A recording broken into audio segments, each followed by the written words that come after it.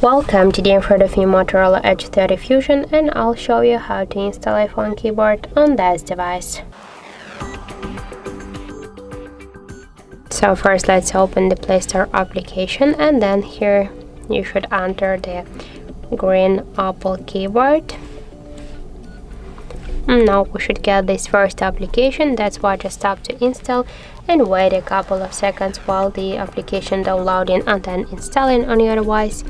Then tap here to open, click enable in settings, and near green Apple keyboard tap once on the switcher, then tap OK, again OK, and go back. After that, click to switch input methods and switch your currently keyboard to the green Apple keyboard.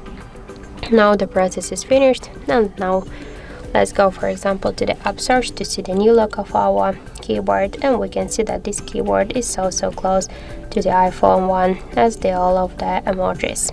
So that's it. Thank you for watching, and if you find this video helpful, don't forget to leave a like, comment and to subscribe our channel.